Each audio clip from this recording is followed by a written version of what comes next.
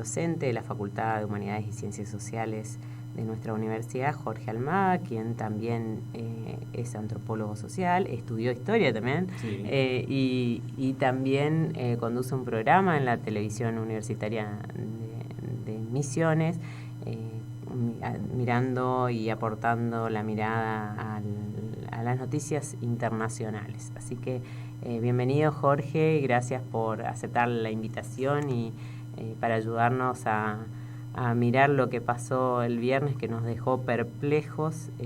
Vos también sos dirigente del Frente Patria, sí, en Misiones, así que por eso también te invitábamos a poder charlar y reflexionar sobre lo que pasó el viernes, que realmente nos choqueó a todos. No caíamos, el viernes no caíamos, estábamos acá en la radio y a medida que iba pasando la mañana empezábamos a dimensionar lo peligroso de lo que sucedió, y bueno, por eso te invitamos a que nos brindes tu perspectiva desde la antropología, desde tu formación, a mirar qué fue lo que pasó con este intento de magnicidio de la vicepresidenta en nuestro país.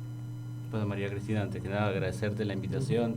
De alguna manera siempre estamos en contacto, digamos, por toda la producción de información aquí en la universidad, tanto en lo que es la televisión como en la radio.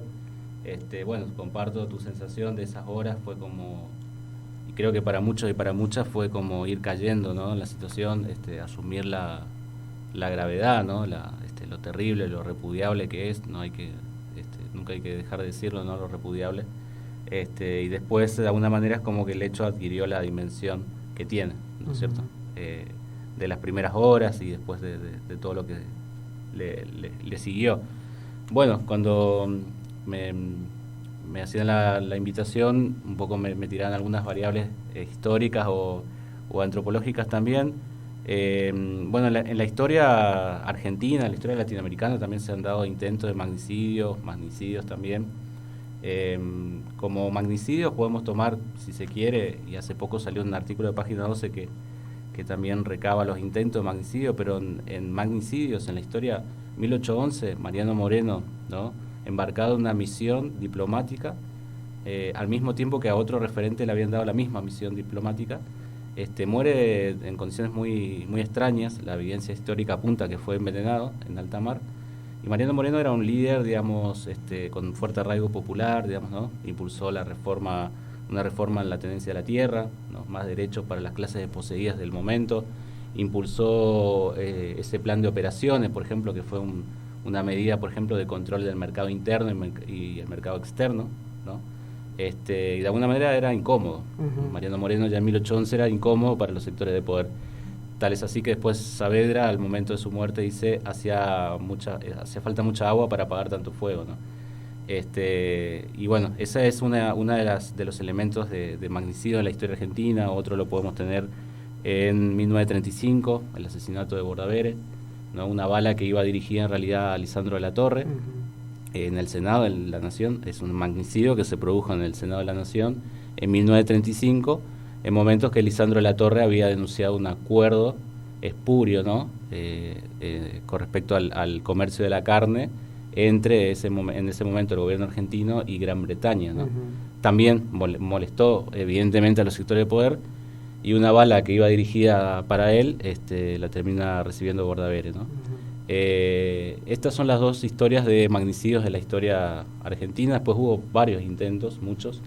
Te decía, y me parece que hay que vincular a esto, digamos, este elemento de odio no son nuevos en la historia argentina, ¿no? Lamentablemente se van repitiendo, son como ciclos y coinciden en épocas de crisis y van direccionados, sí, totalmente, a ciertos sectores. Bueno, digamos, en 1953, abril, una bomba explota en Plaza de Mayo, un acto del peronismo. Uh-huh. Mata a 5 personas, hiere a 100 personas.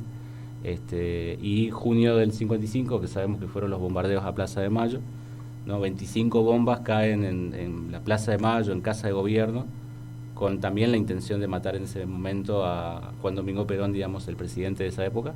Y luego se da el golpe de Estado, ¿no? Uh-huh. Pero digamos, también fue un intento de magnicidio, pero fíjate que en esa escala 25 bombas en plena ciudad de Buenos Aires mataron a 350 personas, más o menos se calcula, ¿no? Fíjate vos, digamos, la potencia, digamos, de ese odio, ¿no? Llevado a una acción en ese momento. Y las consecuencias inmediatas que acarrea. Que también, acarrea. sí. No, digo, después no solo en términos de vidas perdidas, sino después en términos de golpe de Estado, ¿no? Y bueno, para traerlo, digamos, a la actualidad y en otras variables, Cristina Fernández, digamos, sin duda que tiene un liderazgo popular importante, y sin duda, digamos, que ese liderazgo y sobre todo lo que significa, digamos, porque ahí podemos hablar ya de la antropología un poco, digamos, de lo que significa, ¿no? Sin duda que molesta, digamos, a distintos sectores, y sin duda que molesta la posibilidad de esa esperanza, ¿no? Es decir, porque la posibilidad, digamos, de su eliminación física, digamos, es también la posibilidad de la eliminación de esta esperanza, ¿no? En la creación de sentido. Entonces, de alguna manera lo que vivimos también es una emergente, incluso en algunas clases también lo conversamos y salía esta palabra, el emergente de otras situaciones. Elementos de nuestra historia, como el que te contaba, elementos, digamos, de la disputa que hoy se está dando en este mundo tan convulsionado, donde, para decirlo muy sintéticamente, hoy se está jugando más que nunca por, digamos, por el acceso a los bienes como el agua, el gas, el litio. Se está jugando la presencia, una presencia irrenunciable para los Estados Unidos en esta parte del mundo. No van a renunciar bajo ningún punto de vista a esta parte, y no van a permitir que ningún proyecto político cuestione, digamos, esa presencia, ¿no? Entonces estamos en ese momento.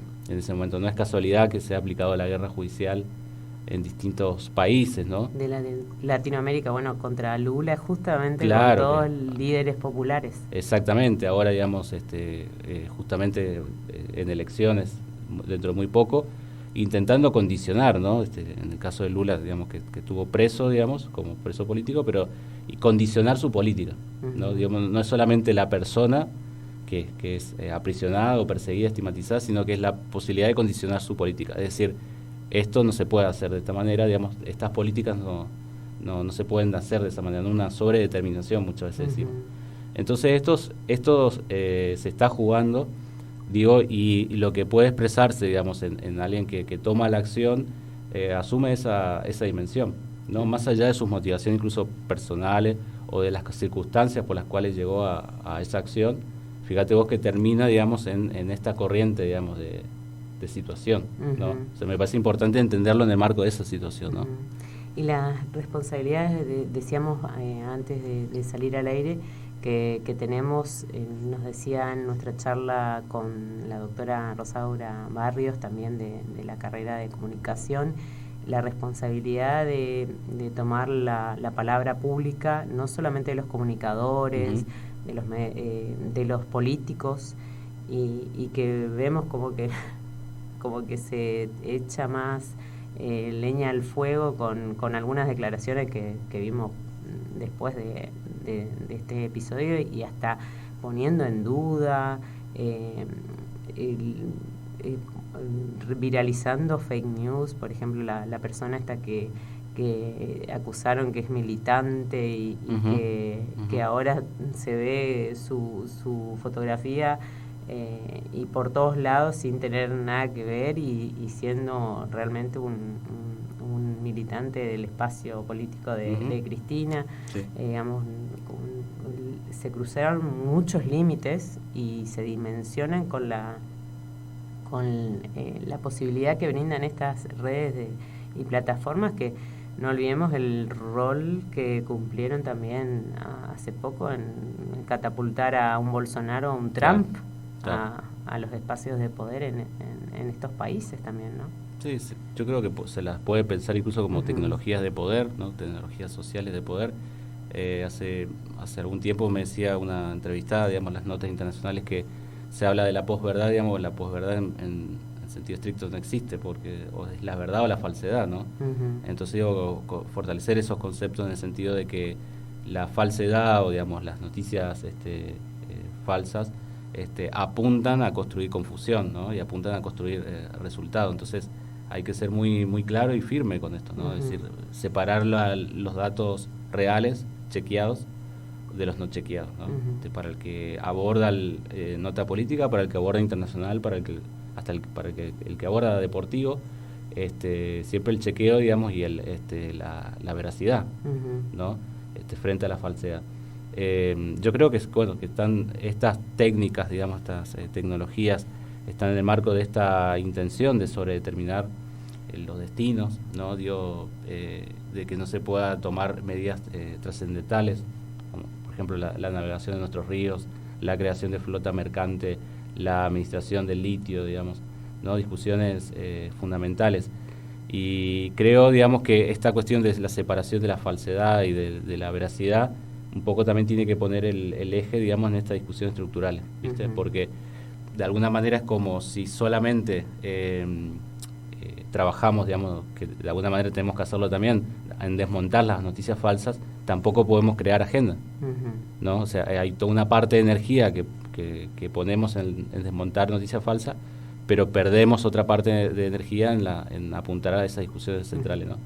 Entonces creo que lo que se está jugando tiene que ver con esto, digamos, una idea de sobredeterminar el proceso político que se venga, incluso más allá de candidaturas, digamos. O sea, hay que poder pensarlo un poco más complejo, es decir, sino que más allá del candidato o candidata, incluso de que las políticas no puedan ser las que fueron en algún momento, ¿no? Sobre todo, digamos, de este tipo de lo que te decía, la posibilidad en un momento que hubo un satélite lanzado por nuestro país y hubo toda una industria que hizo posible eso y toda una definición soberana, ¿no? Que lo hizo posible. Entonces, hoy pareciera que estuviéramos muy lejos, porque intentan con mucha fuerza alejarnos de esos ejes de discusión, ¿no?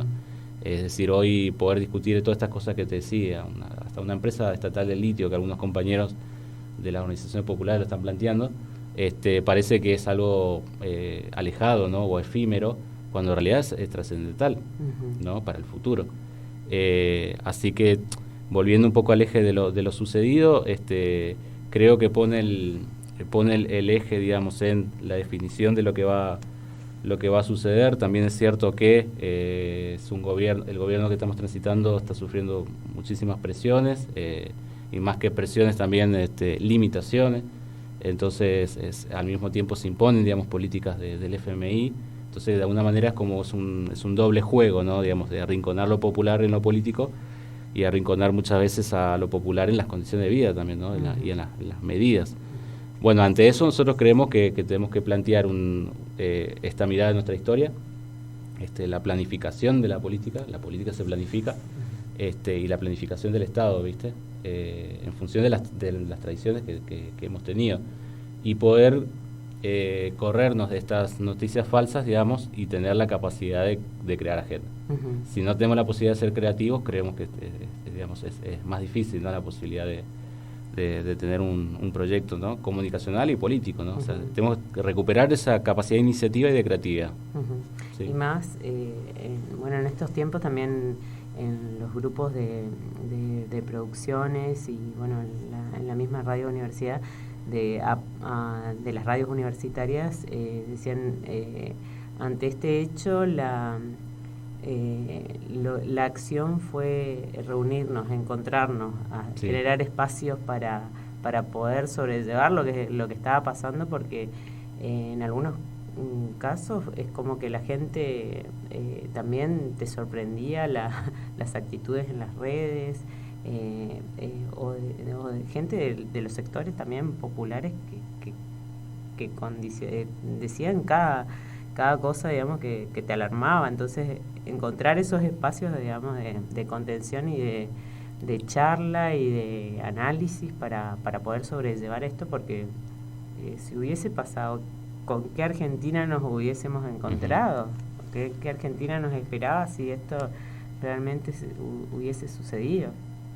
Así que, y pensaba también mientras contabas lo de la concentración y demás, las mismas redes sociales están cuestionadas porque no tienen, los propietarios son monopolios, y que si empezás a indagar, la concentración está ahí ligada a los sectores también de poder, sí, que acceden a todos nuestros datos, que porque también hoy por hoy la agenda la marcan también los medios digitales y hay que estar, entonces claro. Bueno, hay que ser creativos y hay que crear, es viste, como hay, qué sé yo, bueno, los programadores, viste, hay todo un movimiento de software libre, pero páginas y posibilidades de, bueno, de subir cuestiones a la red sin la dependencia, digamos, de otros servidores, ¿no? Seguramente tendremos que ser creativos, encontrar fuerza, pero sobre todo esto mantener, digamos, la claridad de ideas, digamos, en este momento. Creo que un poco se juega eso también, ¿no? La confusión. Hace muy poco en un curso que estoy haciendo sobre relaciones exteriores, Jorge Elbaum, periodista, sociólogo, decía, cuando pensamos que todo se guarda en una nube, que es cierto, digamos, pero esa nube está en algún lugar. ¿Y dónde está esa nube? Esa nube está en ordenadores que están, por ejemplo, en el estado de California, en los Estados Unidos. Digamos, ahí va la información, ¿viste? Google, etcétera. Entonces, en el Ministerio de Defensa cuenta, cuando él estaba como docente en la Escuela de Defensa Nacional, decía, bueno, enviemos entonces noticias falsas o información errónea para que por lo menos le llegue errónea la información. Pero bueno, me parece, más allá de la anécdota, contaba esta cuestión de el margen de maniobra que tenemos. Claro, pero también esta cuestión de pensarlo, porque yo sé, bueno, qué interesante que en algún momento se planteó esto, ¿no? En una escuela de defensa nacional. Y bueno, y de todas maneras, aquí en la Argentina hay camino hecho en creación de tecnologías. Me parece que un poco la cosa va por ahí, ¿no? Creación de tecnologías propias, digamos. ¿La tecnología para qué? Como siempre nos preguntamos, ¿para qué nos formamos como comunicadores o antropólogos, historiadores? ¿No? Retomar también esa discusión de las universidades. Yo creo que es un proceso que de alguna manera va de la base, si se quiere, de las bases o a las dirigencias y al revés, pero también a veces hay que ser un poco insistente en que ciertas dirigencias estén a la altura de esas cuestiones, ¿no? Como también es cierto que dentro de por ejemplo, de las universidades tenemos que hacer mucho trabajo, digamos, para instalar esto, la reflexión, la producción, la creatividad en ciencias sociales, la producción de tecnologías soberanas. Y en forma permanente, digamos, no, ¿viste? no sí. esperando a que suceda. Claro, no, porque no va a surgir de otro lugar muchas veces que de estos lugares de encuentro, ¿viste? Así que bueno, me parece que también comparto con vos esa sensación. Creo que a algunos nos tocó, bueno, verlo en distintos lugares, pero después nos tocó en plazas o en lugares de trabajo, esto de encontrarnos, de encontrarnos incluso con personas que no nos encontramos hace mucho y nos encontramos en esta situación, pues también pasó eso, ¿no? Sí. Es decir, a veces la sorpresa también era decir, mira, te encuentro acá y no esperaba encontrarte acá, ¿viste? También pasó eso. Sí. Así que bueno, en ese sentido creo que hay esperanza porque creo que hay mucha fuerza. O sea, 2 millones de personas se calculan que se movilizaron el último viernes, digamos, ¿no? Entonces, y en los testimonios, es lo que vos decías, la gente que tiene memoria, digamos, accedía a tal, gracias a las políticas instrumentadas en el gobierno de Cristina, accedía a mi casa, mientras que con otras políticas la gente estaba perdiendo sus casas. Entonces la memoria también... Eso es memoria, sí, producción cultural, es decir, hay una cultura ahí, una conciencia, digamos, y un elemento de la cultura que ha quedado y permanece todavía. Fíjate vos que, bueno, leí un documento histórico que decía, después del 55, decía John William Cook en un aporte, digamos, los sectores conservadores fueron dueños de la economía y de la política, pero no así de la cultura. Es decir, no pudieron, digamos, sobredeterminar la cultura cuando en otro momento el que era dueño de la economía y de la política también era dueño de la cultura. Y decía, después del 55 no fue así. O sea, la producción cultural no estuvo dominada, digamos, por los sectores conservadores. Yo creo que un poco, salvando la distancia, está pasando un poco eso también. Es decir, todavía hay ciertos espacios, ciertos elementos de la memoria colectiva que no están todavía colonizados por un pensamiento conservador, aunque a veces creemos que sí, ¿no? Entonces yo creo que hay una evidencia de que 2 millones de personas se movilizaran, todo el país, digamos, está mostrando algo también. Es un signo, un símbolo. Bueno, Jorge, recordemos que, bueno, vos los días jueves estás en la televisión universitaria de Misiones, TUM. Recordanos el horario que se puede ver el programa, y también contanos el invitado de lujo que vas a tener mañana. Bueno, este jueves, salimos todos los jueves en principio, 10-15 horas. Este jueves estamos con Atilio Borón, bueno, sociólogo, politólogo, analista internacional, muy reconocido. Con él vamos a conversar un poco lo primero que te decía, todos los proyectos que se están disputando el mundo, Uh-huh. y esto que nos está pasando tiene que ver con esas disputas. Entonces Atilio nos va a explicar, ¿no?, un poco cuáles son los proyectos que se están disputando hoy el mundo. El segmento, te decía entonces, es El Mundo al Revés, ¿no? Uh-huh. Sale todos los jueves, 10:15. Salimos al aire por el streaming de la universidad, pero también después se deja en YouTube. Uh-huh. Y también salimos por Gigared y toda una red de distribución de cable operadores en toda la provincia, en todo el NEA también. Uh-huh. Así que bueno, estamos muy contentos, invitamos a seguirlo, estamos en redes y en YouTube también, así que a darle me gusta. Se sube tanto el programa completo como también subimos los segmentos también en particular. Y saludar al equipo, si me dejas, bueno, a Claudia Lanús, a Diego Andrusisin, Florencia Galarza, los camarógrafos, todo lo que hacen posible, porque creemos que somos un equipo, ¿no? Un equipo hace posible esto. Y bueno, y Noticias Pía también, que es una agencia con la cual estamos trabajando también, que trabaja periodismo justamente internacional alternativo.